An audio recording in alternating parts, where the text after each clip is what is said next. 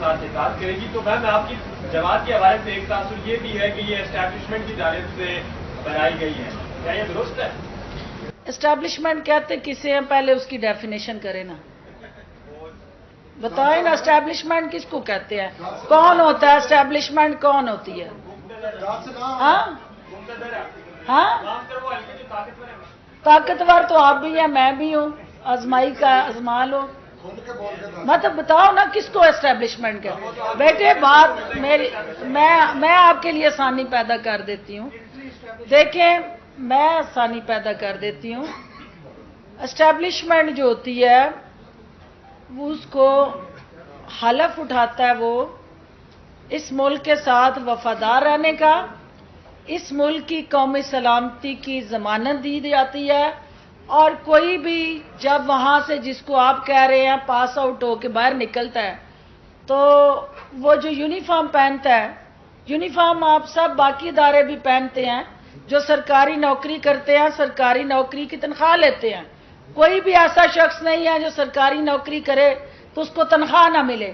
لیکن جس کو آپ اسٹیبلشمنٹ کہہ رہے ہیں وہ جب یونیفارم پہنتے ہیں تو یہ واحد وہ ادارہ ہے جو اپنی جان دینے کی سب سے پہلے اس قوم پہ اس ملک پہ جان نچھاور کرنے کی قسم اٹھاتا ہے، اور وہ جان نچھاور بھی کرتا ہے جو سب سے قیمتی چیز ہے. لہذا صرف یہ شوقیہ فنکاری کر کے، صرف اپنے دل کی تسکین کے لیے الزام تراشیاں کر کے انہیں سیاست میں گھسیٹنا جو ہے یہ بیوقوفوں کی سوچ ہے.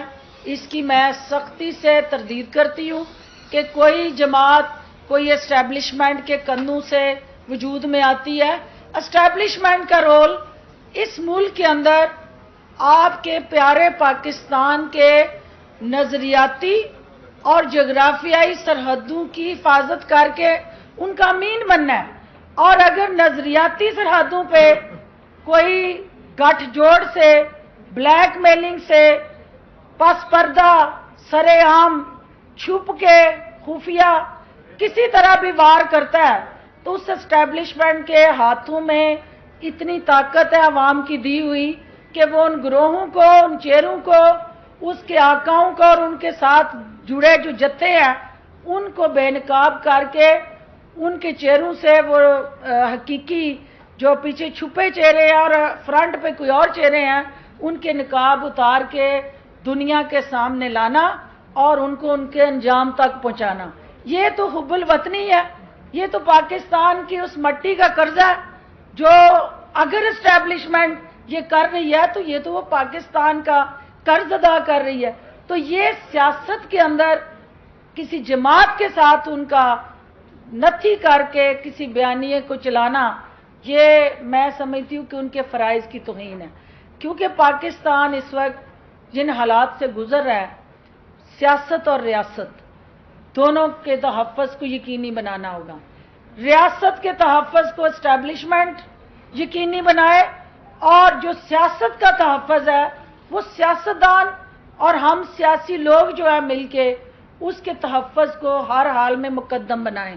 اگر ہم خود جو ہے وہ اپنی کمزوریاں، ہماری غلط کاریاں، سیاہ کاریاں، ہمارے وہ تمام جو سیاہ عمل ہیں اس کے ہاتھوں اگر ہم بلیک میل ہوتے ہیں تو یہ اس کا مطلب یہ نہیں ہے کہ اسٹیبلشمنٹ کسی اس ایجنڈے کے لیے آپ کو پروموٹ کر رہی ہوتی ہے یا سپورٹ کر رہی ہوتی ہے.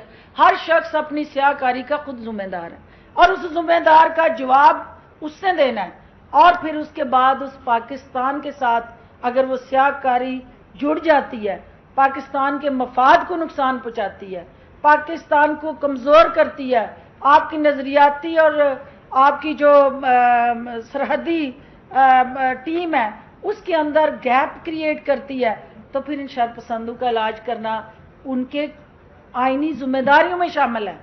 اور آپ آج کے بعد یہ بھول جائیں کہ اسٹیبلشمنٹ کا کوئی سیاسی رول ہے. وہ قومی رول ہے، قومی ادارہ ہے، قومی رول ہے، اور قومی رول کے اندر سیاست کی نفی نہیں ہو سکتی. سیاست اس قومی رول کا ایک سٹرکچر ہے. جس نے نیشنل سیکیورٹی اسٹریٹجی پڑھی ہے، میں چاہوں گی، رضا سے یہ کہوں گی کہ نیشنل پریس کلب سمیت جتنے بھی ہمارے جرنلسٹ जहां जहां मेरी आवाज सुन रहे हैं उन्हें नेशनल डिफेंस यूनिवर्सिटी के अंदर नेशनल सिक्योरिटी वर्कशॉप का हिस्सा बनाया जाए, ताकि उनको ये बताया जाए कि जब नेशनल सिक्योरिटी स्ट्रेटजी बनती है तो वो नेशनल सिक्योरिटी स्ट्रेटजी के जो पिलर्स होते हैं, जो उसके पैरामीटर्स हैं, वो क्या है। उसमें पॉलिटिक्स नेशनल सिक्योरिटी स्ट्रेटजी का अहम तरीन पिलर है, जिसको आप नजरअंदाज नहीं कर सकते। ऐसे दिलफरेब नारे नथी हुए उन मैनिफेस्टोस के साथ नजर आएंगे, लेकिन जो रियलिस्टिक स्ट्रेटजी है, जितनी मर्जी आपकी कंप्रीहेंसिव, ल्यूक्रेटिव, अट्रैक्टिव पॉलिसी बन जाए, जब तक उस पॉलिसी के साथ आपकी इम्प्लीमेंटेशन स्ट्रेटजी नहीं होती, उस पॉलिसी का निचली सतह पे कोई तासुर या कोई किसी किस्म का रिजल्ट देखने को नहीं मिलता। और यही वजह है कि 76 साल से पाकिस्तान में हमने एक दूसरे के गिरेबान पकड़ने की सियासत की, हमने टकराव और तसादम की सियासत की। आईपीपी ये चाहती है, इस्तेकाम पाकिस्तान पार्टी, कि हम मुत्तहिदा पाकिस्तान को आगे लेके चलें, और वो मुत्तहिदा पाकिस्तान जो हमारे नौजवान हैं उनको आपने टारगेट देना है, और वो बारूद से भरे हमारे मिसाइल जो हैं, कोई उसमें स्किड मिसाइल है, कोई हमारा गौरी मिसाइल है, कोई हमारा, वो किस तरह से अपने टारगेट पे चलेंगे। वो 3 पैरामीटर्स जो सबसे इम्पॉर्टेंट है हमारे, वो उन नौजवानों के लिए क्वालिटी एजुकेशन। एजुकेशन की बात तो हम करते हैं, लेकिन क्वालिटी एजुकेशन जो दौरे हाजिर के जदीद तकाज़ों के मुताबिक हो, और जो डिजिटल पाकिस्तान, इस वक्त दुनिया जो है वो डिजिटल मार्केट का रूप धार चुकी है, तो डिजिटल पाकिस्तान के साथ जुड़ा जो उस नौजवान का आईटी से रिलेटेड ओरिएंटेशन है, कैपेसिटी बिल्डिंग है, उसको वो तमाम एक्सपोजर देना।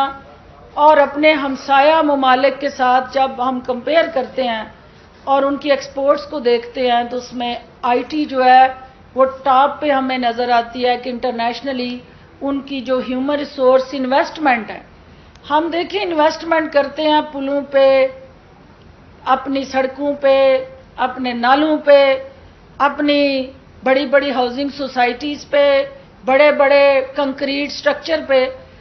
आईपीपी ये चाहती है कि हमारा मुस्तकबिल जो है वो हमारा वो नौजवान है, और उस ह्यूमन रिसोर्स पे हम इन्वेस्टमेंट करेंगे, और हमारी वो ह्यूमन रिसोर्स डेवलपमेंट जो है वो क्वालिटी एजुकेशन के ज़रिए दुनिया में अपने आप को एम्पावर करेगी।